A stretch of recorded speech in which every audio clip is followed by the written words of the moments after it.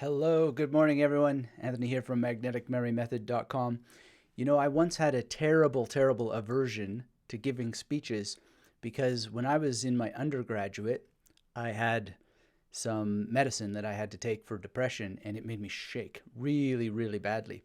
And in a course on romantic poetry, I was supposed to give a speech, and I was shaking so badly my papers would rattle like this, and it was horribly embarrassing, of course, but I couldn't concentrate on the delivery of the speech, let alone really expressing my familiarity with the topics and, you know, doing that thing that you want to do, which is to be at the top of your game and really have audience engagement and deliver that information, right? And so it was one of the most horrible moments of my scholarly career to be shaking so badly and yet have so much to say. And so I had to go to the behavioral sciences building to get a letter from the psychologist there explaining that I could have an alternative assignment rather than giving this speech. And it was such a bad experience that the professor just didn't take me at my word that I had this issue and that I had to go and get special permission from this body at the university. And it made it worse, really, at the end of the day. And I had this fear and phobia of giving speeches for quite some time. And some of the things that helped me were memory, and some of the other things that we'll talk about today that I think will help you too, even if you don't have shaking from lithium like I had or anything like that. And now I give speeches quite openly and freely and really enjoy it because it is a lot of fun. And I was thinking about it because Michael DeLeon wrote the other day, and he said, Anthony, good evening. I've been training myself in the techniques of the magnetic memory method. I've given two speeches that were by far the easiest for me to give because of the magnetic memory method. I felt no pressure. I could relax and deliver the speech I wanted to give because there was never a fear of I would lose my place. And that's very important because a lot of people are afraid of losing their place, getting lost, and they have a hard time getting back to where they're going. So when we talk about how to memorize a speech, we're going to talk specifically about this problem of getting lost, getting your way back to things, and a whole host of other issues that can happen to you when you're giving speeches. But I just first of all want to congratulate Michael for taking action with what we teach about how to memorize speeches, because it's not necessarily what it seems. And today we're also going to talk about Steal the Show, which is a very good book that I've learned a lot from. Some of the tips that I've learned from my mentor about giving speeches, and I've taken courses in this. So we got an action-packed session for you. I want to say hello to everybody who said hello in the chat. Dota is here. Good to see you, Dota. Howard Lee in Malaysia. Wonderful to have you here, Howard. Thanks for saying hello. Mike is here from Stillwater, Oklahoma. Wow, I hope to visit there one day. Thanks for being here. Chrome Woman Walking, good to see you as always in Pennsylvania. If you're just joining us, hit the thumbs up. Let me know where you are in the world, what you're doing, what you're thinking. Rosemary is in Virginia. Rosemary the interpreter. How can I memorize longer portions, 50 words or more of dialogue, long enough to say so that I can say it in the other language? Well, that's a good question, Rosemary. Let's get to that because obviously doing this in more than one language at the same time is its own thing, but you're in a good place because when I finally battled and conquered my fear of giving speeches, I gave speeches auf Deutsch in German and was able to do this from memory, and so can you. And in terms of being an interpreter, well, if you've seen the conference interpreting material on the Magnetic Memory Method website and blog, with which is a guest post from Lucas Van Viva. Wonderful material. He himself did conference interpreting for much of his career, and you can go and do that. And in terms of memorizing 50 words or more, this is all sort of trivial if you have a memory palace. So we're going to talk about this today. And let me actually correct that. If you have a memory palace network, because you're going to want more than one memory palace. Again, congratulations to Michael for this great success. We're going to come back to this story because it's really important, especially this no fear of losing your place. This is what a memory palace can do for you, is make sure that you are absolutely fearless, focused, and able to track back if you ever do lose your place. And this can happen to you even if you have the most bulletproof slides in the world. You can lose your place even if you have everything written down. So memory can help you find your way back even if you're going from a prepared speech. But before we dive into the actual techniques themselves, it might be useful to think about why you should learn to give speeches. Whether you're using memory techniques or not, what's the whole point? Well, first of all, and this is probably the thing that will appeal to the most amount of people, is that it's a highly marketable skill. So, there's all kinds of companies who need you to be able to present the value that that company gives, why that company creates unique value, why you should use that company instead of all the other possible competitors. And you want to be able to display your expertise, your unique selling proposition, your unique value for the market, etc. And you yourself, no matter where you are in your career, you want to be able to display your personal expertise.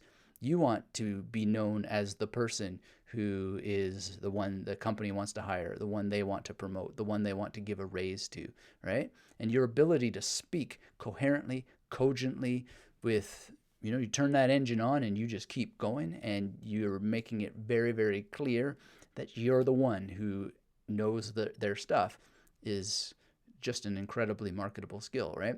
And it is a way of you being able to shine directly from the top of your mind, the top of your tongue, and without humming and hawing and stuttering and all that sort of stuff. It's incredible what this skill can do for you. It also develops courage so that you're able to actually go out and develop the skill, because you need to practice giving speeches. Excuse me. And there's no two ways about it. It does require a bit of courage. But how do you get that courage? Well, you get out there and you get started and you start doing it. And you find your way in the practice of giving speeches. And as you do this, you'll find your personality. You'll find your presentation style. And the only way that you find your presentation style is by being out there and practicing this. It also helps you build relationships, both with people in your community, people in your business networks or your school networks even. And you can build better relationships with your teachers if you're still at school. And you can just forge your own way. You can prepare the road ahead of you by being known as an expert who has that courage to get up on the stage and deliver a speech. And then, of course, you're able to deliver results to other people. So there are people who don't have something, and you're able to give it to them, and you're able to package it in a way that takes the knowledge that's in your mind and puts it into theirs. And then you do it in such a way that it actually encourages them to put it into action, because they've seen you being able to demonstrate it from the stage or from an audio podcast or whatever it is. So giving speeches is very, very valuable. And then, of course, it's fun. It's so much fun to be able to just jump up there and speak off the top of your mind without needing notes, etc. But even if you do need notes, it's still fun. And there's ways to use notes effectively if you're not quite there yet with your memory that actually will improve your memory as you go along. So Courtney Loves Reading 411 is here from California. I am having a hard day, but seeing the notification for this video has helped brighten my day. I need a positive distraction. Well, thanks for being here, Courtney, and I'm glad you find our little world a positive distraction. That's wonderful. And your being here helps make it a bigger world, which makes it even more positive. So thank you for being here. I really appreciate that. Thumbs up to you. And if you're just joining us, hit that thumbs up. Let me know where you are in the world and how you're doing. And let's make the day even brighter. Grillo is here, and he says, I didn't arrive at the beginning. Will this be complete in your channel? Well, thanks for asking about that, and thank you for being here. And we don't know what's happening with any of these internet things, so it may be here for a short period of time if you want to watch the replay, or it may not. Today is the day, though, right? Seize the day, and carpe diem. And just as I often like to remind people, amor fati, love your fate. So if you miss it, you miss it, but I'm not sure what's going to happen, if it'll be here in the future or not. So if you're interested, make sure you stick around and make sure you're active and engaged, because that helps make these sessions so much more interesting and powerful and fun for everybody. And as Courtney says, a positive distraction. But we don't want it to be too much of a distraction. We want you to put this into action, because that gets you the result, right? And it makes it fun. So whatever we talk about, be prepared to take notes and then start to carve a path forward for yourself where you're going to go out and give some kind of speech, even if it's just to your friends and family. All right, so which techniques are best for memorizing a speech? Well, let's start with the foundations. The number one best technique of them all is to be prepared. Be prepared so that you actually have done your research and you have the knowledge that you're presenting on.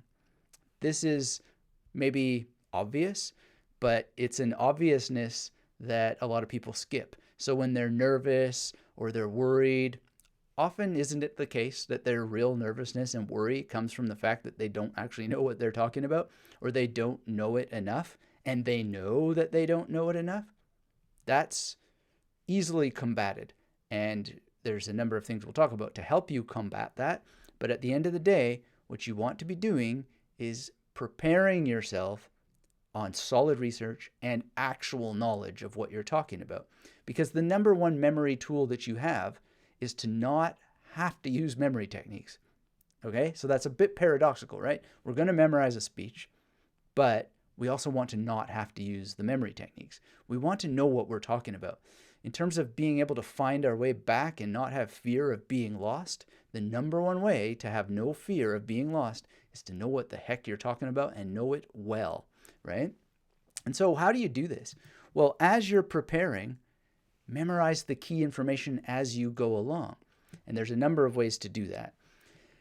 One way to consider being able to remember what it is that you're learning as you go along to prepare your speech is to mind map what it is that you're doing. And mind mapping helps you prime your memory all along, because we're going to essentially be giving it structure in space, even without a memory palace. So what that means is, imagine you have a mind map that you're creating and you have your central image. You're already priming your mind to really dig deep into your memory what that core topic is by name, and you're creating a mental image around it, or at least a keyword around it that is big, bold, and center in your attention.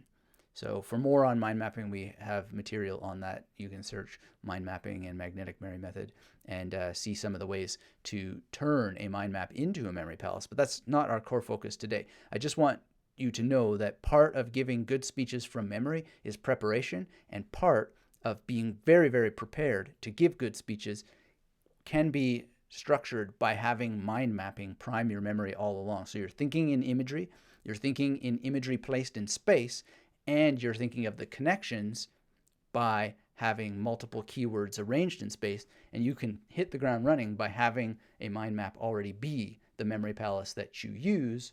And if you haven't checked it out yet, we have that material on mind mapping on this channel, on the Magnetic Memory Method blog, about turning mind maps into clock-like structures. So you have 12 stations in your mind map memory palace ready to go. Very, very powerful. But you can do this as you're preparing for your speech all along. Now, there's another kind of mapping, which is called content mapping.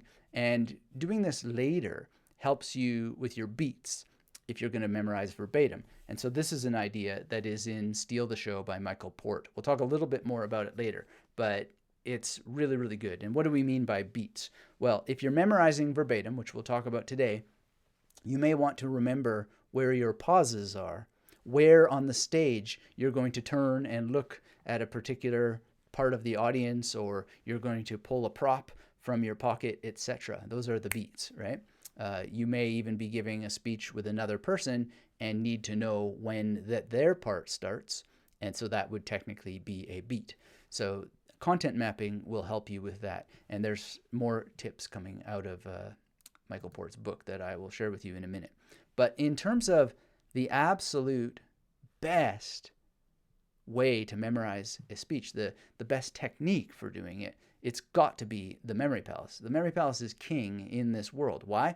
Because it enables you to use space in the world to memorize exactly what it is you want to deliver in exactly the order that you want to deliver it. And as you're going through it, you're just ticking off the boxes spatially, and you know that you've finished a certain section, and you know exactly where you are. And if you get lost, you'll be able to find it in space again.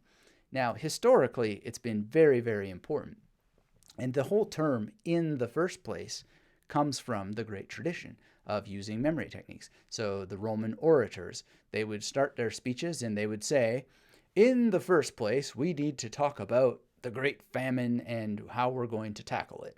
And they would be literally referring to, and the audience would know this, the first place in their memory palace. Now, it may be that their stage that they were presenting from was the memory palace, and they're just thinking in that corner. And to deal with something like famine, they may have, a image of wheat being eaten by insects or whatever, and maybe they have all kinds of images just in that first place to help them go through the various points that they're going to do this. But historically, this has been one of the best ways to deliver speeches, and they even encoded something that we still use to this day, in the first place, in the second place, etc. And this is a very, very powerful technique, and you can still use it to this day. And it's still used in modern day. I know a couple of people who have used it for their TED Talks. So to give you a very specific example, I think everybody here knows my good friend Jonathan Levi. This was his memory palace for the TED Talk that he gave, which is called What If Schools Taught Us How to Learn? And I've got a link for it down in the description below for you. And this is a magnetic memory method memory palace that I went through with him personally to help him create this, and he gave it to give his speech. And in his TED Talk, he shared with people how that he was using the memory palace, and you saw it up on the screen in his TED Talk, which is a great honor to our community and a wonderful thing to see. And so you can see that, he had a lot in his speech to cover, and walking through it is something you can do mentally while you're delivering a speech, and nobody needs to know unless you tell them, which he happened to do. We have another person in our community, Kevin Ayers, who gave a TED Talk, which I also linked for you down below, on how memory techniques can unleash children's love of learning.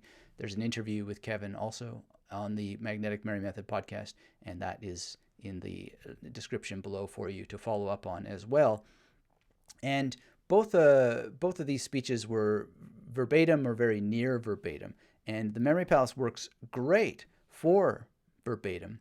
But in my experience with giving speeches from memory and my own opinion, it's not really the best way to give a speech. Even though you can memorize word for word for word for word, it often sounds very stilted.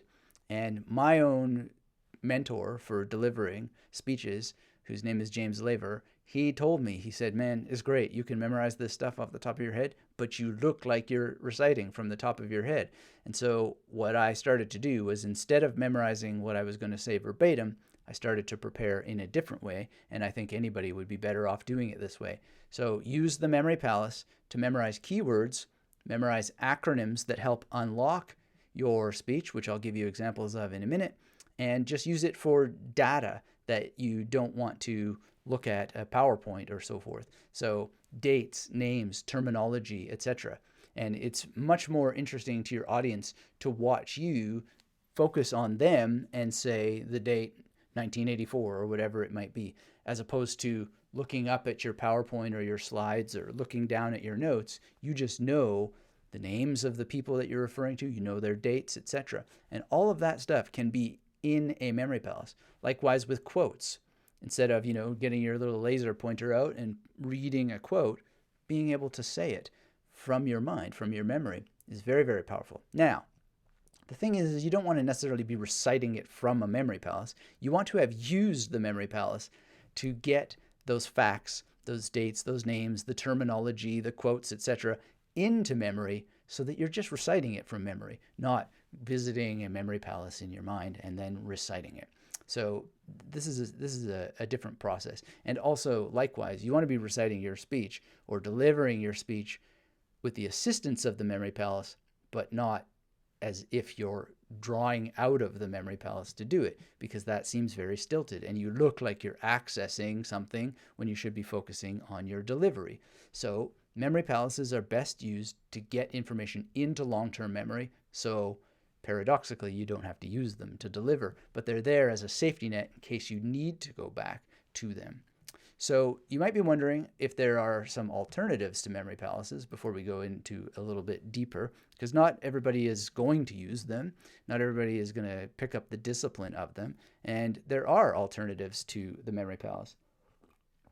Let me know in the chat how you're doing, where you are in the world, what's going on. Hit that thumbs up if you haven't already.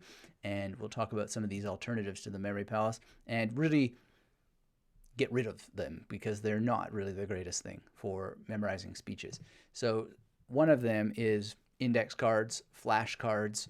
That would be rote learning. Imagine you had a speech and you were going to deliver a speech of 48 and then your next point was 23, etc. You can just have all your points on index cards and memorize it all rote learning wise and so forth. It can work, but it will take a lot longer than necessary. Whereas if you have a memory palace built out and you do it point by point, you'll use creative elaboration and you'll get much more stickiness much faster, and you won't go blank because you'll have at least some idea where you encoded that information, and you'll have a chance to get it back, what it was, because you created elaborations. You used magnetic imagery. Now, you can also memorize speeches by number rhyme. If you're not familiar with what number rhymes are, you can check out the material that we're doing on the peg word method now for YouTube in the near future, or you can check out what's already available on magneticmarymethod.com. Just search peg word method on the site. But basically it means you have a system where 1 is a gun, or 1 is a bun, 2 is a shoe, 3 is a bee, 4 is a door, 5 is a hive, 6 is sticks, etc. And then your first point would be associated with your number rhyme. Your second point would be associated with your number rhyme, and so forth. And you would go mentally through your speech and say the first thing that you wanted to talk about was the Hindenburg or something like that. You would have the Hindenburg interacting with a shoe, right? That's your first point.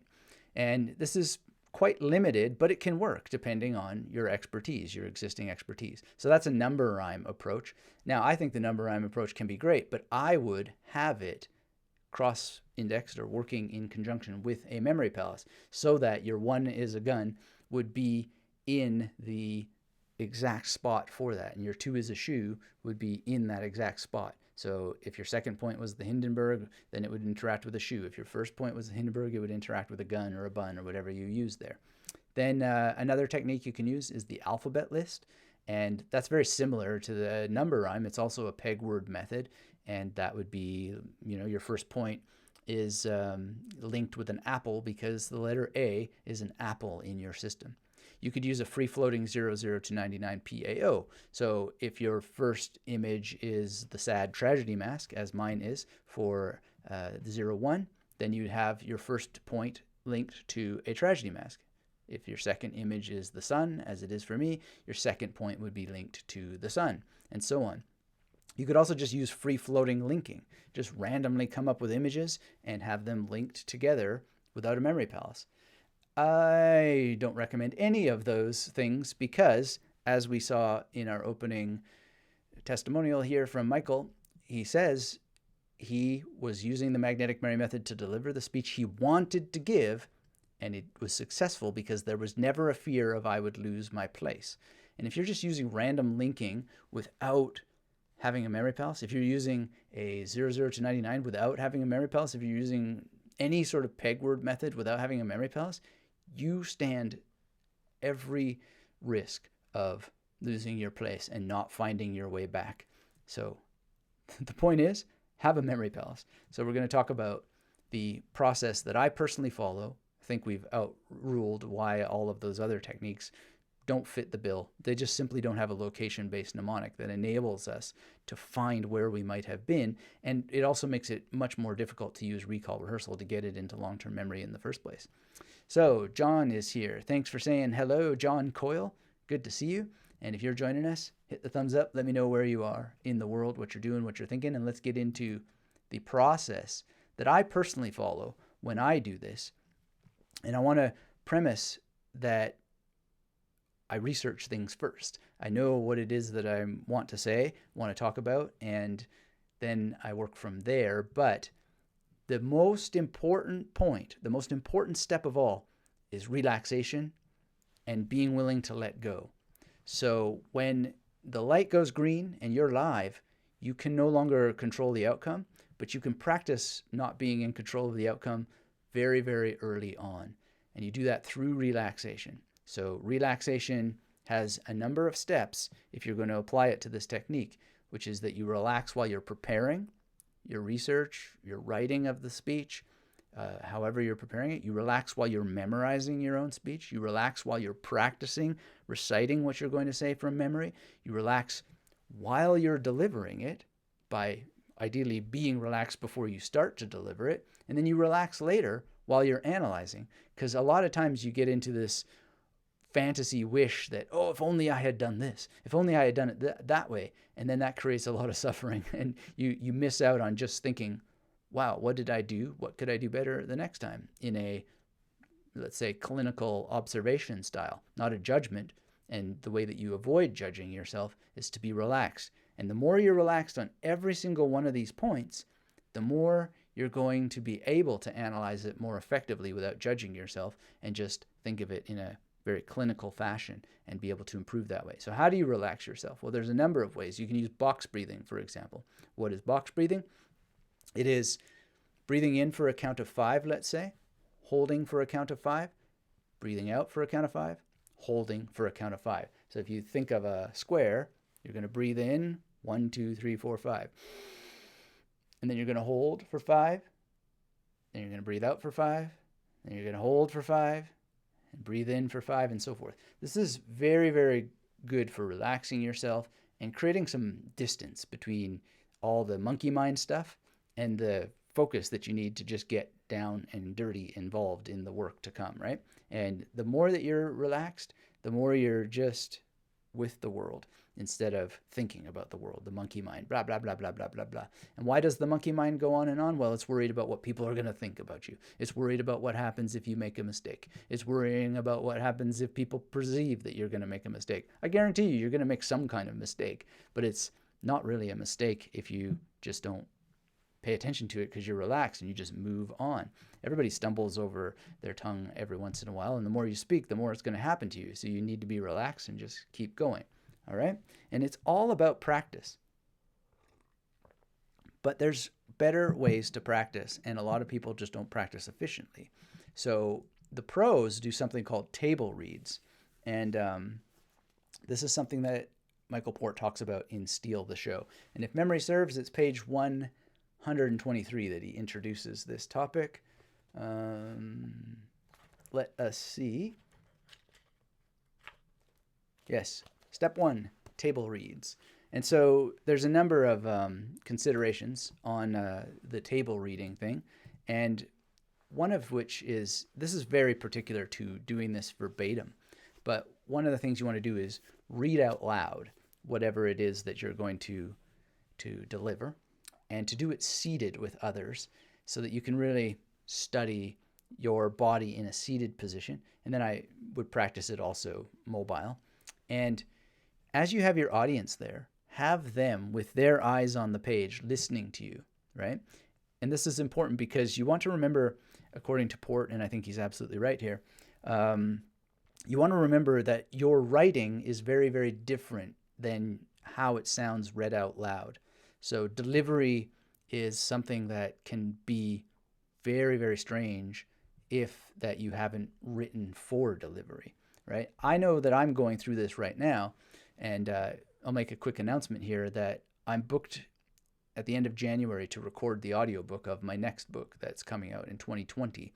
And I need to prepare a draft of it for delivery in audio because it's a little bit different. It's not that much different, but it sounds different when it's read out loud. And so you have to change certain things to match the spoken word, which is has a different cadence and so forth. But when we write not necessarily for delivery, we write to be read, right?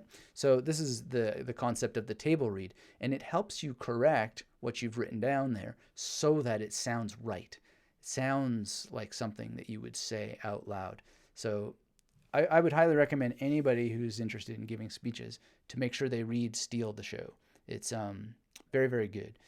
And it gives you many more ideas than what we just talked about today. But the concept of the table read is very, very important. And I do this when I give speeches, even if I don't have people around me to practice with. I just imagine that they're there and give these speeches out loud in the shower, give them while walking around, and try to get a sense of how it sounds and how it will sound to others, and then think, is that the best possible way of giving that particular idea, and then refine it and simplify it if necessary, or make it more complicated if it's not detailed enough, and simplify the complications, so to speak. David is in the house. Good to see you, David, down in Gainesville, Florida, USA. Wonderful to have you here. If you're just joining us, hit the thumbs up. Let me know where you are in the world, what you're doing, what you're thinking. And now let's talk about how do we use the memory palace to memorize the speech. So, as I said before, preparation is everything.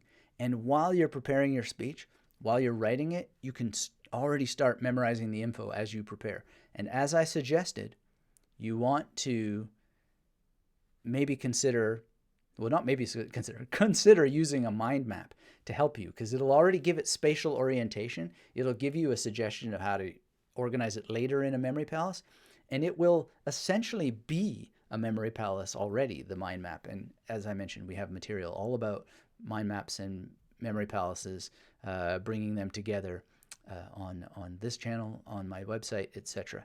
All right, so memorize as much as you can the information as you prepare. And I'm thinking particularly of the keywords, of any facts, dates, names, quotes that you want to bring. Memorize those things as you go along, as you're preparing, as you're writing. And then the next step is to actually write your speech. Now, even though I write my speeches, I don't deliver verbatim, hardly at all. It's really not, as I mentioned already, it's not a great thing. It sounds stilted. My own mentor said, great, you can memorize verbatim, but you look like you're accessing from memory. Be more free. And so I came up with writing the speech and then organizing it into keywords and acronyms.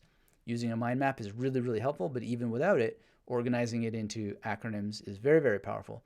And we're going to give you some examples, very specific about how that looks in a minute. But once that you've done that, what you want to do is memorize your keywords and acronyms in your memory palaces. If you don't know how to create a memory palace, make sure you've got the free memory kit at least, or make sure you're using the masterclass if you've got it to understand deeply what to do with memory palaces. And then once you've memorized your keywords and acronyms, use the big five at least 5 times, which means write out what it is you memorized of your speech from memory, speak it out loud, either to others or to yourself, ideally to others. I like to record it into a recorder and then listen back, sometimes get it transcribed to see what can be improved there, and just generally practice. So before we get into examples, let's check in with our chat, and let's see here. Courtney says, will your audiobook be available on Audible? Yeah, it should be available on Audible. It should be available anywhere that you want to get audiobooks. So back to that sort of topic, the audiobook goes into production end of January, should have those files back by the end of February, and then the actual launch will be March or April.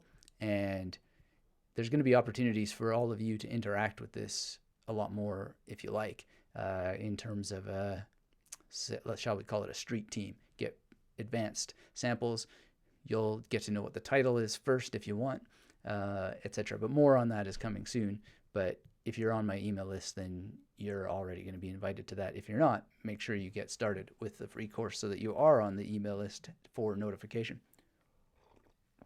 Now, in terms of, let's see here, we got more stuff. Ant is here.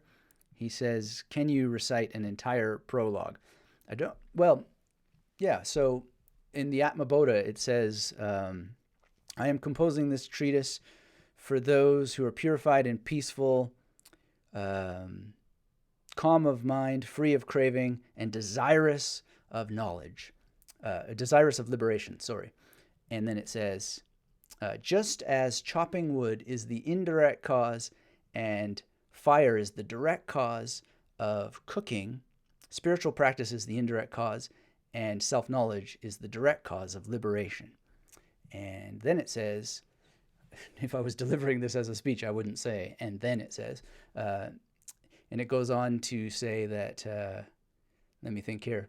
I wasn't prepared to give a speech today, but it goes on to say that, I'll have to think about what the third one is, because I haven't been doing the third one recently. But what I like to skip, I've been skipping to the fifth one, which says, constant practice dissolves ignorance as a base dissolves an acid, purifying the individual self. So this is not exactly a speech, and I wouldn't prepare it as a speech, but it's a wonderful thing, and it's beautiful to be able to recite that from memory. And now I remember what the third one is. It's that that knowledge does not. How does it go now?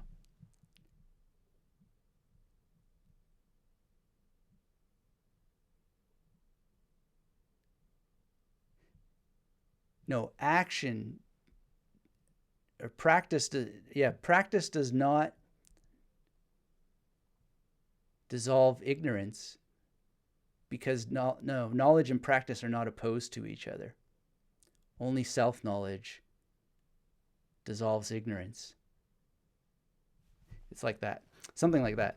In any case, it's a beautiful, beautiful idea, and it's a very complicated one, because the deep philosophy that you're getting into is helping you understand the difference between knowledge and practice. So the entire prologue is a little broken at the moment, but one of the things is it's not a speech. Now, in terms of things that we can do a little bit more fluidly, we can do in Sanskrit, for example, Upadesa Saram. So Upadesa Saram is a little bit easier because it's in Sanskrit, and then we translate it into English, and that goes Kar Turagniya Parapayate Phalam Karma Kim Param Karma Tajadam Kriti Mahodado Patana Karanam Phalamashashvatam Gati Nirodhakam Ishvarapatam Nechaya Kritam Chittashodhakam Mukti Sadhakam. Now, what that's saying is that the rules that govern the universe are inert, and you're not in control of them. So why do you particularly worry about what's going to happen in the world? Because you're not in control of them. And then it says you always have the fruits of your action to deal with, and you will need to act in the world because there's this great ocean of activity that your action goes into and your action flows out of. And so you've just sort of got to let go of the outcome. And then what you do is essentially do it in a way that is kind of like a worship for the world. And if you just allow the fruits of your labor to be that worship, which it can be, it's not worship's not really quite the right word, but that you're just giving your efforts as a gift to the world, that is liberation without expecting an outcome. So this is back to the Atma Bodha. It maps onto that. And it's part of giving a speech, actually, because you've got to just do it in a way that you're there to serve people and not get worried about the outcome, not get hung up in what is happening or so forth, but rather that you're just able to keep moving, right? And to know that karma, so to speak, are the energies that are creating the world based on the laws that govern reality that nobody controls, are making you act. You will always act. And then those actions will cause other actions, and you've just got to let it go. You've got to see it as your path to liberation if you do let go of the outcome. Anyway, it's a little bit complicated philosophy, but it's very, very wonderful to get into. Cronwell Walking says, Ronald Reagan's eulogy for the Challenger astronauts.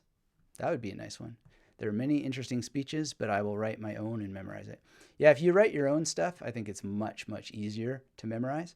But as I'm hoping to suggest here in my next examples, I never actually memorize speeches because it sounds very stilted. Quoting is one thing, and it's obviously very nice to be able to quote things, but you would quote them inside of speeches.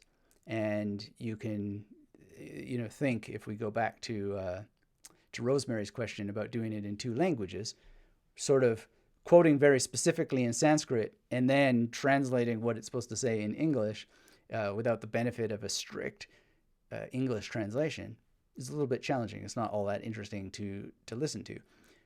But if it were a speech, I would structure it very, very differently using the process that we're talking about today. So I would have had some sort of keywords to talk about. I would have had some acronyms built into place to guide that actual delivery. And then I would have practiced it a couple of times, ideally in front of the camera. And if you were going to write your own speech and memorize it verbatim, then what you're going to want to do is have something like a memory palace to do it verbatim. So the beginning of the Atmabodha, for example, if I was going to deliver that as a speech, I am composing this treatise on self-knowledge for those who are purified and peaceful, calm of mind, free of craving, and desirous of liberation. That is coming a little bit smoother now with practice. That, of course, sounds like you're quoting.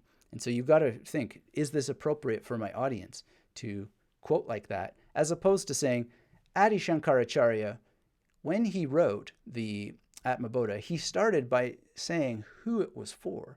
And he wanted to do that, I think, particularly because if he was giving this for everybody under the sun, then, there's no qualification process here or anything like that. People might think that that speech was for them when actually they're probably not prepared for it yet. And so that's why he started his speech with these words and then give the quote. Then what you're doing is you're just speaking very loosely, very openly, very warmly before giving a speech, and it just sounds like you're talking from one person to another. And so framing how you use memorized material is often very good so that people actually know that it's memorized material coming, and then you're very, fluid in your presentation style. All right. So Ant says, cool, nice, I liked it, makes sense, awesome. Goat is here. Good to see you, Goat. If you're just joining us, hit the thumbs up. Let me know where you are in the world, what you're doing, what you're thinking. And let's talk about how exactly I do this when I do give speeches. So there's a couple of speeches that I give. They can be divided into full speeches and mini speeches. The name speech and the free speech that I give, they are very fluid, packaged, and so forth. And I do them entirely from memory, and I do them from acronyms. So when I give the name speech, I talk about how to memorize names. And all I do is follow an acronym, right? So I'm going to talk about what N means, I'm going to talk about what A means, I'm going to talk about what M means, and I'm going to talk about what E means. And within 20 minutes, I'm done, and everybody in that room can memorize any name that they want. I actually just saw a woman yesterday named Denise, who I gave the name speech to, even just at dinner, and it was awesome. We were having a Sunday meetup in the park. She just recited all the names of the new people she just met, and she looked at me and she said, I learned that from you. And I was like, oh, great. It was amazing to see that, because I hadn't seen her for a couple months, and she was able to do it. And that came from just a sort of mini impromptu delivery of the name speech on how to memorize names. And I just follow that acronym. Does that mean it's different every time? Yeah, it's a little bit different every time. But it's super simple to follow, and it's super structured, and you don't have to memorize it and memorize verbatim. You just talk about it. And then this comes from preparation and being able to just speak from a learnedness about how that works. Same thing with the free speech. So when I go and do that, I just speak what F means, what R means, what E means, what the other E means. And sometimes I'll even write these acronyms on the board and tell them we're going to proceed in this way. I've seen people work from acronyms from the board and do it in reverse order, which creates a lot of curiosity in your audience, because they're thinking, oh, well, if you had like free on a board and you started with the letter E first, and then you start to proceed upwards, they are very transfixed because it's unusual to go backwards. So that's another thing that you can consider in giving your speeches if you work from acronyms, is to do them in reverse order. All right. So, and then the SIP and DOC, these are mini speeches we give a lot. We talk about taking it one sip at a time. Study the memory techniques thoroughly, consistently. Implement what you learn from your study, and then practice with the information that improves your life. This is just a very simple mini speech that's impactful, powerful, easy to follow, and it just drops right into anything you're talking about. Likewise with the DOC. So DOC is that doing is the origin of confidence. It's the origin of consistency. It's the origin of clarity. It's the origin of creativity. It's the origin of control over your mind. And that has a nice rhetorical effect because you have this da-dum, da-dum, da-dum, da-dum with a bit of repetition. You just drop it into any old speech that you want. Now, you may need to make up your own little acronyms like that, but it's really much more interesting and effective, and it's easy to remember what it is that you wanted to say. So I would suggest that if you want to give a speech, try breaking it down into 4 keywords that make an acronym and then have them in a memory palace. If you know how to use the pillar technique, you can have multiple acronyms. You can have multiple acronyms if you just have memory palace networks, and then go in, be prepared, deliver them off the top of your head. And then if you have these little mini things that you can do, you can drop them in as well. So Mike says, do you recommend Toastmasters? I neither recommend nor not recommend them. It's what your goal is. What is it that you want out of Toastmasters? And if Toastmasters can deliver that, then it's worth a try. I've never gone to Toastmasters. I've not really seen the need, but if I did need it, I would go for sure. I would at least try it. So let me know if you have more questions around that. But at the end of the day, one way to think about Toastmasters is, could you find a way to just be around people who are already very good at giving speeches as opposed to being around people who are learning to be good at speeches? If that Toastmasters has those people who are already very good at giving speeches, great. If it doesn't, then you might want to find a version that does, because you'll probably learn a lot faster from being around excellence than you will from being around people who are on the way to excellence, if you know what I mean. But I don't know. Many Toastmasters groups are different, and you just got to figure out what your goal is and then proceed from there. All right. Goat says he's in Iowa. Excellent, excellent. Steven says, a single palace map is great for speeches, but what about daily practice with cards? Do athletes use a new palace for each deck, shuffle, memorize, recall in a single practice session? All right, so in terms of daily practice, there's many, many ways to get daily practice. A deck of cards is one of them. It doesn't have to be playing cards. It can also be cards with anything on them. So in terms of my daily practice, I've noticed today that my Atmabota is a little bit in disrepair, which is not a great feeling. But I know why it went into disrepair, and that's because I've skipped verses 3 and 4 a lot recently in my practice.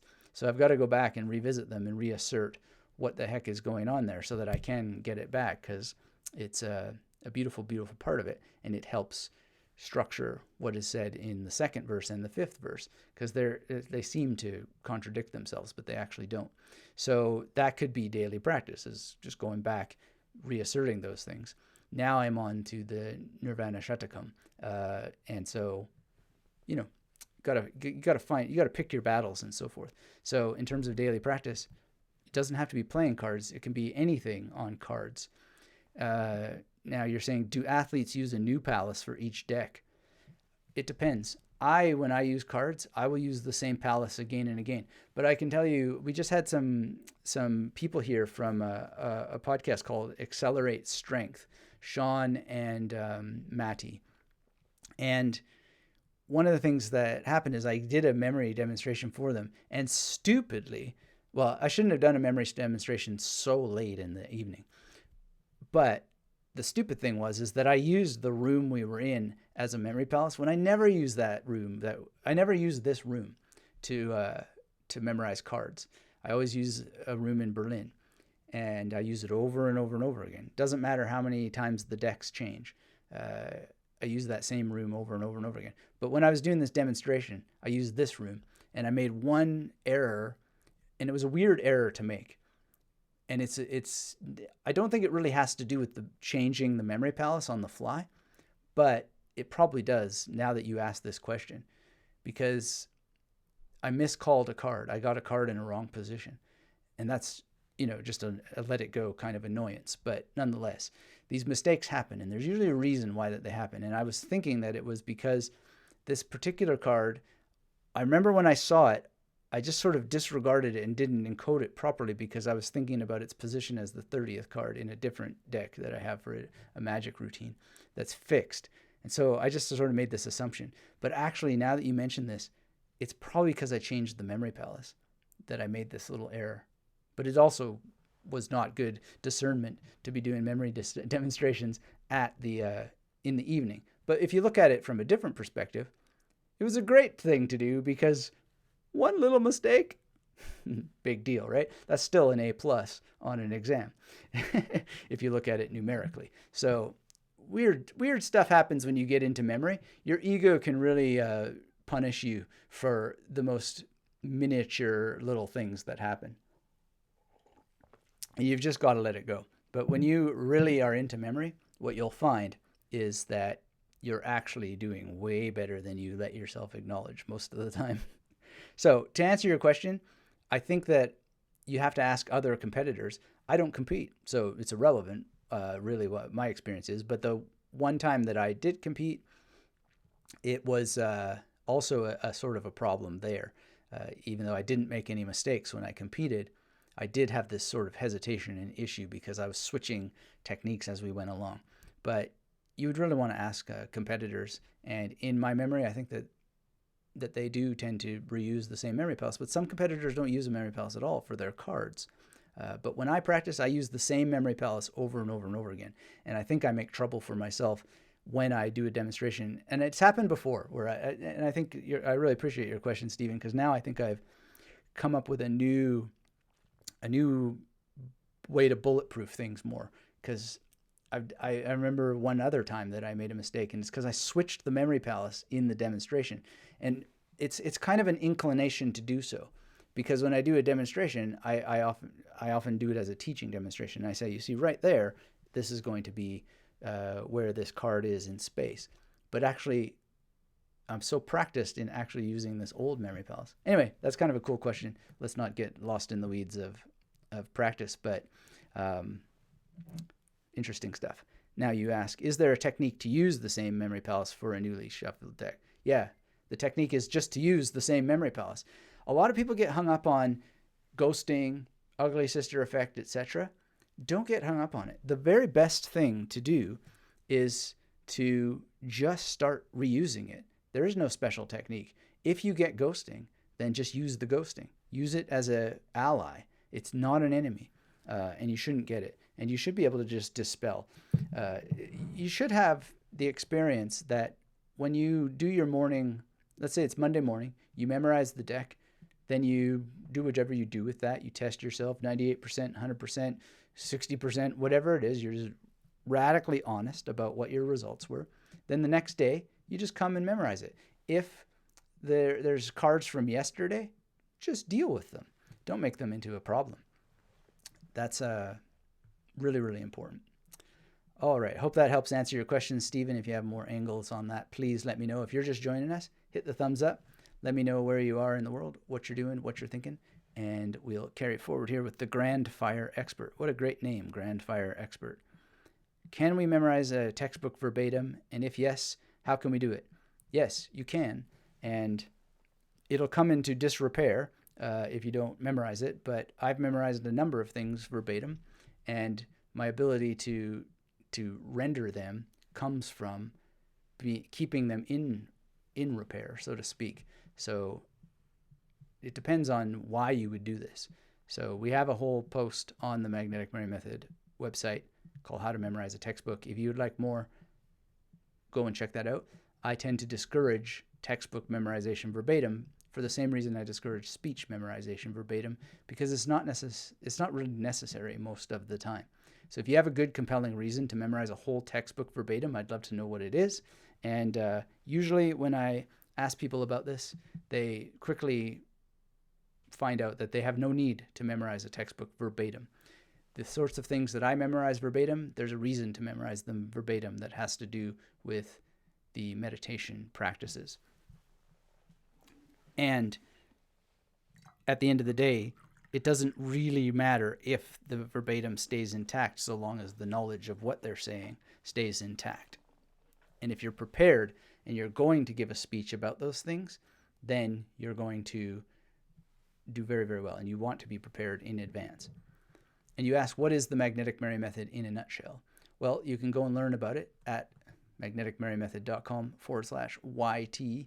Get the course, and it will show you what it is in a nutshell.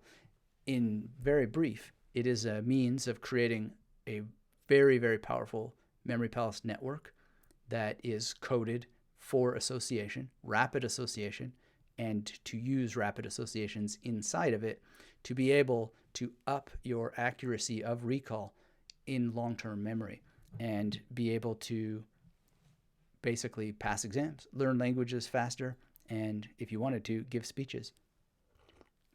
And it will teach you about long-term memory and how to actually make that happen, so that even if you are not entirely sure of what things are word for word, you can basically get back what it is and turn it into a practice, a way of life. So that is what it is. Now, the question may be, how can you quickly memorize a speech? And this is what I get quite often. And verbatim, if you're talking about memorizing a speech verbatim, this typically requires a lot of skill. So to do something like the opening passages of the Atmaboda and so forth, what you want to be able to do is be very good with memory palaces and be able to deal with volume and not look at something and go, wow, that's a lot of sentences, but look at it and go, yeah, we can deal with this, and have techniques for dealing with volume. And so it depends on the length, how long it's going to take. And you should be able to really do 100 days a word if you have solid compression. So what do I mean by solid compression? Something like, I am composing this treatise for those who are purified and peaceful. I'm getting a little lost here. I am composing this treatise for those who are purified and peaceful, calm of mind, free of craving, and desirous of liberation. That, however many words that is, I haven't actually counted it. That's actually just basically 5 images. I'm not even counting what exact number of images are, but it is essentially a compost box in Mr. Johnson's backyard, very specifically his. And then it is Calm Meanie from Star Trek. It is a pack of cigarettes, and it is like the Liberty Bell. That's all it is, right? And so the more that you can compress like that, the faster you will go. So how long it takes can be very, very fast, but it depends on the length of the text and your existing skill. Now, using keywords for 100 words, let's say, you should be able to do much, much more. You should be able to give a 20-minute speech the next day if you're using keywords, or longer, and be ready the next day. You really need to know yourself, and you need to pick the best time to work. So, for example, your energy might be best in the mornings, and that's when you would want to work on it. Your energy might be best in the afternoons. That's when you would want to work on it. And you might actually know that your energy is best at the beginning of the month. When I was in university, I used to know that my energy was best in August, which is why I would get the reading list in advance, the syllabus in advance, and read as much as I could before the year even started. And that was very, very helpful. So knowing you and practicing you and your style is much, much better. And I'm very good at in the morning, much, much better in the morning. A little less so this morning, feeling a little rough. But I've also got some kind of thing with my shoulder here, so hopefully I can get that fixed. Now, in terms of reviewing, a lot of people do very, very well reviewing what they've memorized before bed, but you got to take age into consideration. So there's a lot of research that shows that the older you get, the less consolidation you get during sleep. So keep that in mind. And that doesn't mean you shouldn't review before bed, but it can mean that the effects of reviewing before bed diminish over time. And I've noticed that myself. I'm very keen to track how that natural cognitive decline plays out in my life. And I've seen when I became 40, and now I'm getting closer to 43, I noticed that there is a change, and got to essentially do more and practice more to have the same amount, and nighttime consolidation is not as strong as it used to be. Another thing people ask a lot is, would I recommend a different or similar set of tactics for memorizing a presentation as opposed to a speech? Now, for all intents and purposes, technically a speech is a presentation and vice versa. The difference is that presentations tend to involve slides. So I'm not giving a speech today. I'm not prepared to give any speeches, obviously. And I'm using slides. But the more you memorize as you prepare, the better. So there are certain aspects that I have memorized. I can put the different acronyms that I use for names, and I don't have name on the screen right now. I don't have any way to look at it, but I can tell you that when I give my name speech, I'm going to talk about noticing, making associations, using memory palaces, and managing your expectations. NAME. If I want to give this free speech, I'm going to talk about frequency, relevance, engagement, or better said, edutainment and engagement. So I can do all that. If I'm going to talk about SIP, which I already did, I could talk about, studying these techniques, implementing what you learn from what you study, practice with the information that improves your life. And the DOC is the origin of confidence, creativity, consistency, control over your mind, etc. And that is all prepared in advance to just rattle off whenever in a speech. And that's where speech and presentation are very, very different.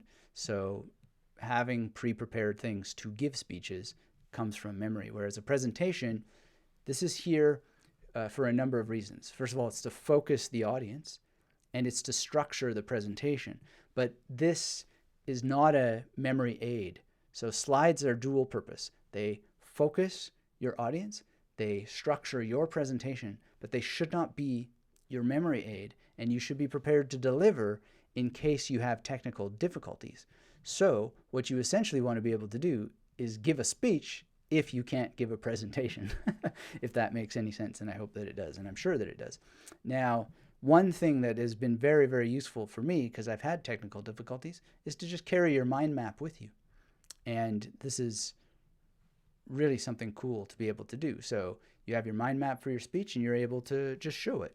And if I had any technical difficulties, I've had this. I just show it and then have something there for people to look at, to structure. And it's colorful, and it may not be exactly what you planned for because you changed it when you translated it onto slides, but you're ready to go. And that's a great way to be ready. So we'll talk about how to over prepare next, but let's check in with our chat. Grandfire Expert says, I tried your free course and liked it very much. I memorized grocery lists easily, but when it comes to economics theory, I spend way more time creating mnemonics.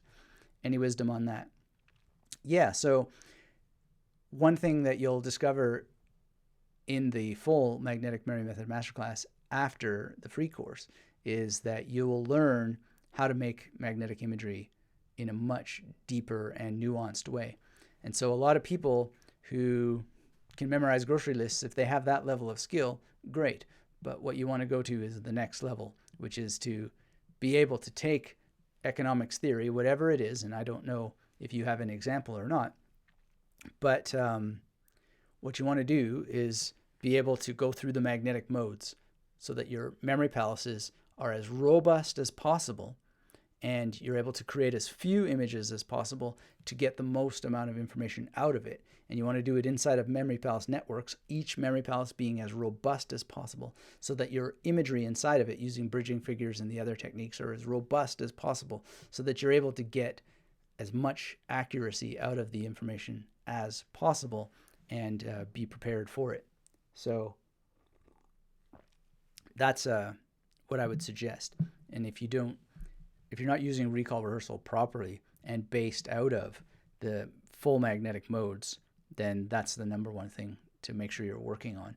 And one of the things in the main course of the masterclass called the master plan are the MP3s that you can listen to that many people say they listen to for months on end. And it really, really helps train them so that they start thinking in terms of the magnetic modes, which is very, very good. And it's a discipline. I myself have to train myself to use the magnetic modes because I will make mistakes. There's a variety of reasons for which you will make mistakes or things will fall into disrepair. But one of the reasons that it'll fall into disrepair is that you just didn't create it in as robust a manner as possible in the first place. Now, when you say you're spending way too much time or way more time creating mnemonics, chances are is that you're not using the full range of the magnetic modes. And that will increase in speed because you essentially have a mental checklist where you can just rip through them and make sure that you have them all. All right, so let me know if you have more questions on that, but that's how that works. Ant says, I'm going to be a paramedic, so this kind of thing helps, at least as far as passing exams. What about recalling info under pressure when it's harder to relax? Well, it depends on what the information is, and obviously pressure will affect different kinds of information differently. So I don't know if you can be more specific, but the first thing that I would think of is, what does it matter how hard it is to relax?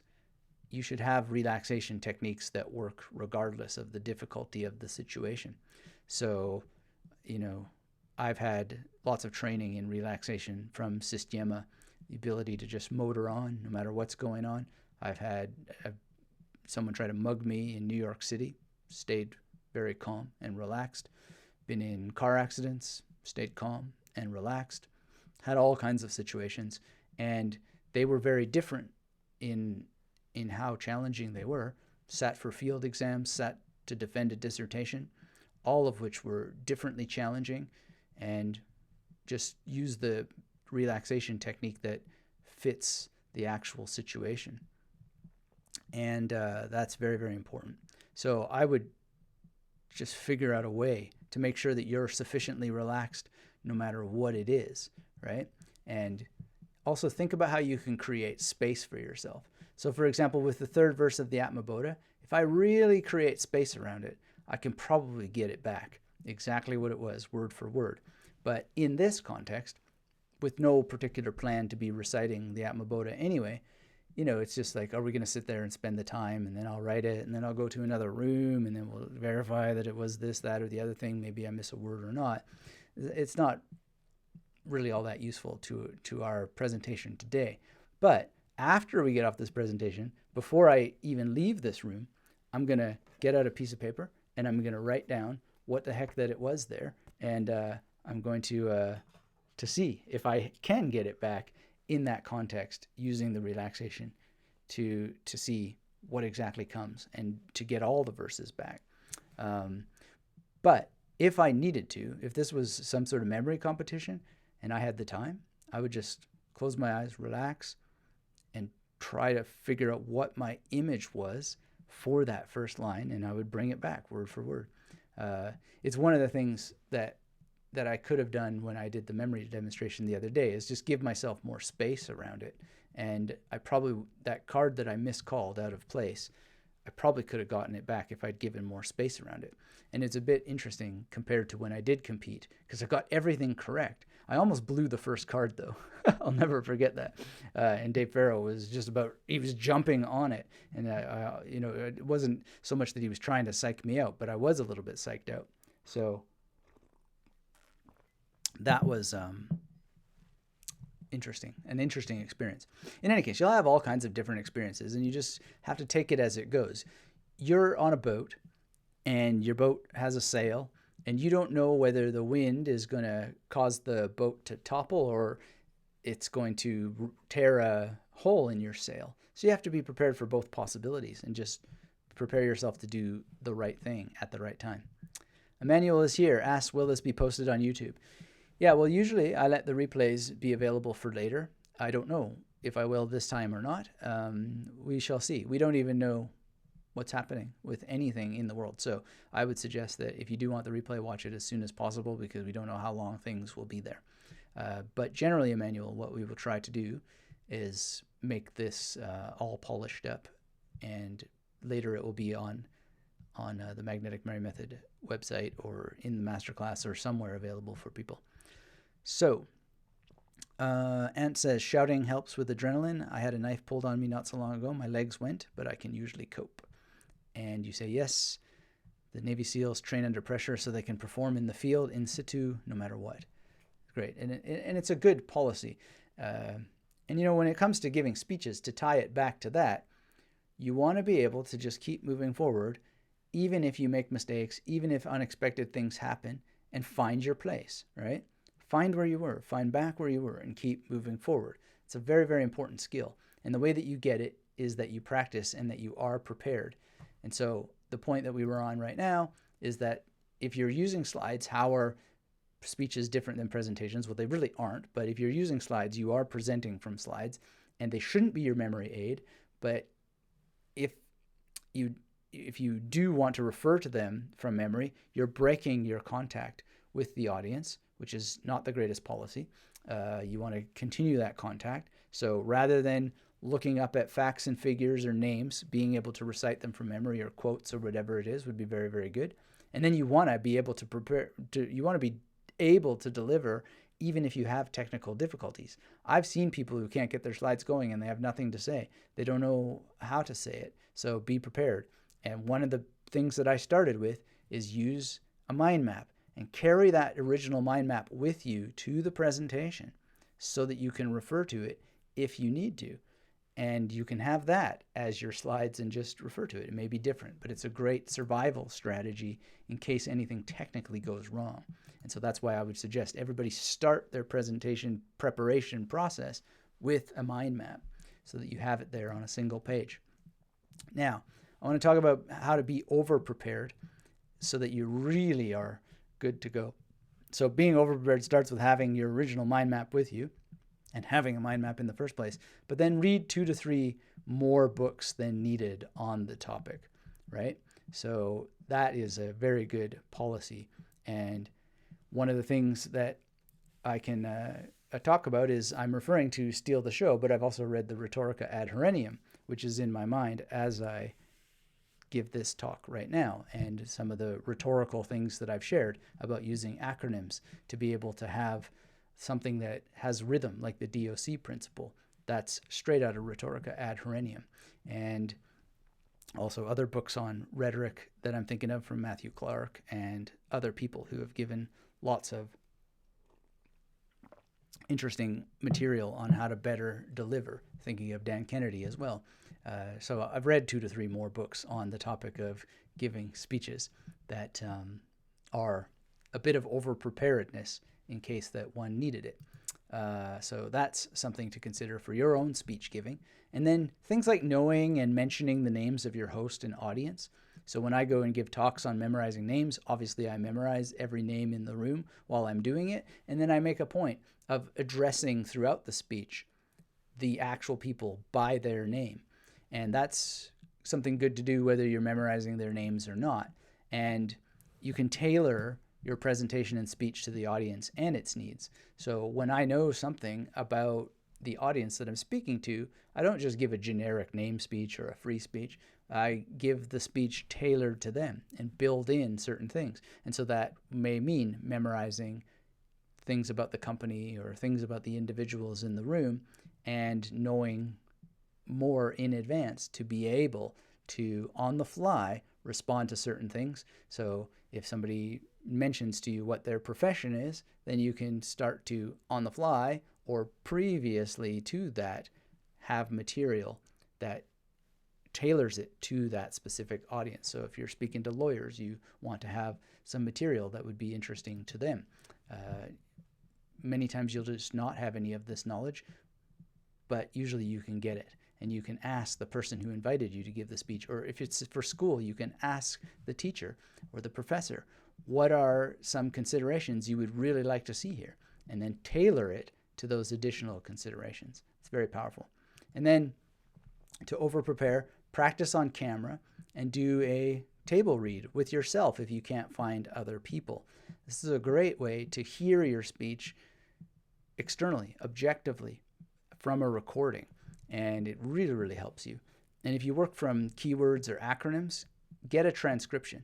So when I've gone to do my speeches, I almost always record it, get it transcribed, and then I look at how it reads, what it sounds like, and what to add or take away. And adding or removing details to improve your presentation is really, really powerful.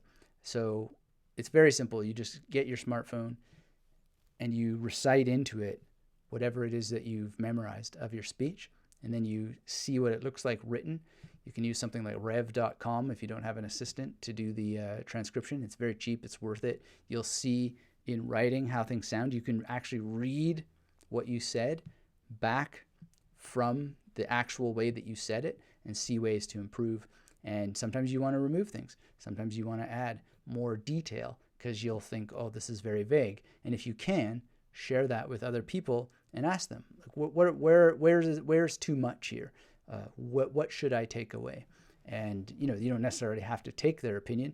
Make sure you're asking qualified people who actually will tell you the truth, and that their truth is coming from a place of some qualification, so that you're not just taking the advice of unqualified people who are just giving you their opinion that may not actually apply in that context, but also get some of their opinions as well, just so you get different viewpoints, and then edit from there.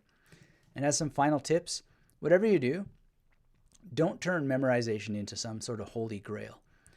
As I learned from my speaking mentor who coached me through getting better on camera, because I'm a very absent-minded person, and I love this tradition to get better with memory, and to get better with memory for some very specific purposes. And he said, yeah, you can memorize this stuff, but it looks like you're reciting from your mind. Nobody wants to watch this. Very few people are going to be impressed by being bored by your precision recall. It's just not something that is entertaining or engaging. And I myself am not a particularly entertaining or engaging person, but I've gotten a lot more engaging over time by practicing just reciting from memorized keywords than from actually delivering from memory. And when I did my first university lectures, hundreds and hundreds and hundreds of pages of lecture notes, I quickly understood that it was much more in the service of my students to deliver from a memory of keywords than to be reading out these long speeches. And I quickly became a much more interesting professor that students liked to listen to, as opposed to this voluminous recitation of every little detail on 30 pages of text, but reduce it down to 11 pages of notes. And soon I was just abandoning my notes and speaking very, very freely. And that was made for much, much more interesting lectures and served the students a lot better in the end. But it's a process, right, of practicing, refining, analyzing what you're doing, getting feedback, trying again, going and going and going. And that's the number one sort of thing that you need to get yourself in a position to do, is practice delivering, practice giving speeches, practice giving presentations. And consider, as you go on this journey, adding memorized elements first before you would go for a total memorized script. So if you must do it verbatim, then make sure that you lead yourself up to getting used to reciting from memory, so it can be a lot more smooth. And you may find that you don't even need to memorize verbatim. And as some final tips, be hydrated, be well rested, know your dietary reactions. Like some people, they will just eat the wrong thing before they give a speech, and that can be very, very draining and not take their focus from their audience, from their material, because their bodies are processing stuff, and that takes away from the mind. And so there are foods that make you dull and tired. There are foods that can make you irritated, and there are foods that make you very peaceful. And you've got to pick your battles and know what things are like for your diet before you give this speech. You may want to fast the day before you give a speech, for example. Or maybe you don't want to fast, because fasting can weaken you a little bit. Then you want to meditate. I highly recommend meditation for people who are going to give speeches. It really gives you a distance between what's going on. It quiets the monkey mind so that you're not commenting on what you're doing as you're doing it, so that you can keep flowing, roll with the punches when the punches come. I had many punches today. Just keep rolling and, be aware of different self-criticism that may come up, etc. But just keep going. Meditation is great for that. And be willing to let go of the outcome, because you can't control what's going to happen. And you may have situations where there are technical problems and so on that impede what's going on, and you got to be able to deal with that on the fly. And so that comes back to where we were when we started. Be prepared. Ideally have a mind map in play so that you can bring that original mind map and then roll with it. So let's take a little bit of a break. Speaking of presentation from your memory, if you're still here when we get back, I will show you the mind map for this presentation. And if you got to go, then thanks for being with us. But I am taking a quick break to bring you this special memory demonstration.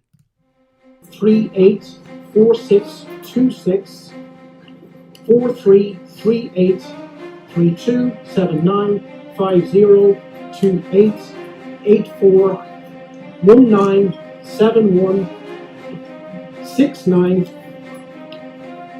399375.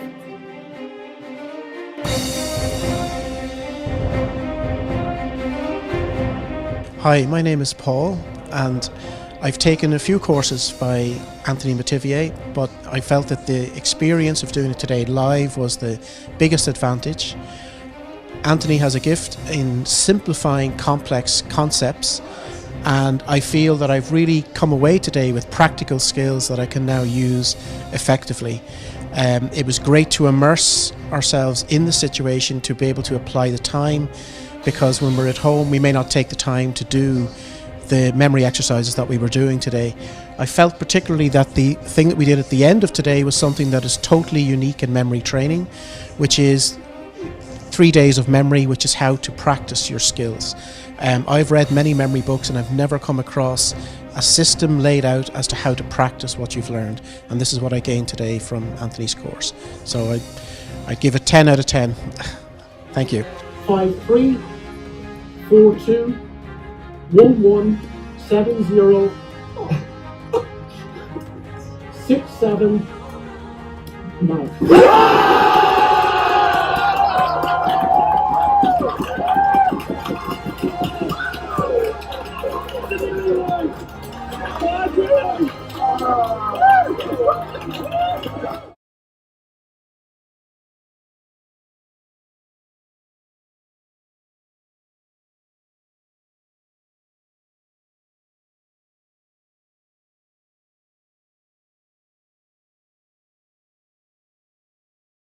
Sorry about that. Thank you if you're still with us. Sometimes I miss that little thing that needs to be pressed. Need to get it into my procedural memory. Anyway, here is the mind map from today's presentation. And not every single detail got onto the screen, but if I had had a technical error, then I would be able to pull this up. Unfortunately, with the green screen, the mind map doesn't show up very, very well on our presentations here. And to take a full photograph is a bit small. But if I were to turn the speech into something that I wanted to memorize, I would start at 12 o'clock and move from 1 o'clock to 2 o'clock, 3 o'clock, etc., and really think of it that way and build a memory palace to work directly from this mind map as it was structured, and then maybe refine it into a second mind map. So that's a great way of preparing your speech and having it ready to go and wonderfully purposefully figured out in advance, so that if you ever had a technical issue, you'd still have something to refer to, a visual aid that people could look at, and you can just go through it. Ideally, you'll have all of this, or at least substantial parts of it, in your memory in order to not have to refer to it every single detail. But you can still have that there and be able to show people and have some sort of visual aid for them to focus on and to help you get through it in, heaven forbid, you had a technical difficulty. So that's something I just wanted to briefly add on to our presentation today. All right, so I also recommend that you read this Steal the Show by Michael Port, and we have a little bit of time here to go through some of your participation if you would like. So if you're just joining us, hit the thumbs up. Let me know where you are in the world, what you're doing, what you're thinking. And if you have any questions, pop them in. I see something here from Courtney Loves Reading. And thanks, Faiz Khan, for adding that. Yes. The full title is Steal the Show: From Speeches to Job Interviews to Deal Closing Pitches, How to Guarantee a Standing Ovation for All the Performances in Your Life. So I just use Steal the Show for short. So, and again, if you're just joining us, hit the thumbs up and let me know if you have any questions. Let's dive into Courtney's question here. Do you have any suggestions on how to find additional locations for memory palaces? I am blind and I only have a few locations that I know well enough to use for memory palaces. That's an interesting question, and the issue of being blind is something that does come up. And let me start with saying that Jared Guzzins was on our show, and you might want to listen to that because he's a blind person who runs marathons, and he's climbed Mount Everest and piloted a plane and all kinds of stuff. So you might find that very interesting. And he gets out a lot, so he has the option to use a lot of locations for memory palaces. And so that's the number one tip that I would suggest is, can you, Courtney, get out more? And if you can't, why not? Can you make a plan that enables you to get out more? And you can use things like street corners, for example. So I noticed actually yesterday the Braille at the corner of Albert and Elizabeth here in Brisbane. And I touched it and I was just thinking about Braille, and I thought, oh, that might be an interesting thing to just learn a little bit about and to think about how to memorize Braille. And I was thinking about Jared. By the way, if you're looking for him, his name is not spelt as Jared, but we can it's spelt as Gerard. And so it's kind of pronounced as Jared, but spelt as Gerard. So if you're looking for it, please spell it that way and you'll find it. But one of the things that you can do is, and the reason why I'm telling this story about having noticed the Braille yesterday, is you can use street corners as memory palaces, and it works really great. Depending on how you approach it, you can get anywhere from 4 to potentially, I would say, at least how I would approach it, 4 to 12 stations out of any given intersection. Actually, now I can think of a way to get a bit more. So I would say 4 to maybe 20 stations out of an intersection. So if you do any walking around, and if not, could you? And even if you're in a wheelchair or something, can you motor around and just get more of a geospatial sense of the region around you and just start to use all those intersections? So, you can, if I think of Albert Street here in Brisbane, and I just go through my mind and I think of Elizabeth, and I think Mary crosses it, etc., then I can come up with all kinds of intersections, and I can go and purposely memorize those intersections in order to have more, and then turn them into stations in a memory palace. And so there's one strategy for you. You say, I'm currently trying to use locations described in books in addition to places that I have visited. That can be a good strategy. The thing to do is to make sure that you're using a good strategy to use the locations described in books. So one way to think about it, Courtney, is that you don't necessarily have to use them as described. So when I think of some of the ones that I've used from books, it is the case that, Adso of Milk's Sleeping Chambers in The Name of the Rose by Umberto Eco is described in a particular way. It's even shown in a particular way in the movie version. But that's not how I use it. I use it in the magnetic memory method way, which just allows me to simplify it to a geometrical proposition. And by using it that way, I don't get an interference from the way that the author describes it. I get things as I can use them as a tool. Likewise with Stephen King's Firestarter. I just use it as I want to, not necessarily as it is. And this is something that a lot of people would do well to understand. So this is a memory palace drawing that you can't I guess you can't see, Courtney, but for everybody else, and I'll describe it as much as I can for you in words, it's a memory palace of the bookstore in Samalek, Cairo, in Egypt. And this is how I use it, but it's not an accurate one-to-one representation of what it is. So what matters is the geometry of it, turning it into a proper structure, and then actually changing it through use. So you change it by creating it, and then you change it through use, and then you move on. So you say, getting out can be problematic for blind people who lack the proper training. I'm currently on a waiting list to get orientation and mobility training. Okay, yeah. Well, I mean, getting out can be problematic for all kinds of people, and as long as you're working on finding a solution and you've taken the steps to get on that waiting list, then that's very good. And I would just wish you all the best in getting through that waiting list as soon as possible to get that training. But one of the things that you can put a feather in your cap for is that there are all kinds of people who don't face the issue that you're facing, who won't raise a finger to help themselves, even though that they have perfect mobility. And we don't know why that is. We don't necessarily judge them, but it is something that is a truthful observation, that there are people who just won't do anything to get out, even though they're perfectly able-bodied.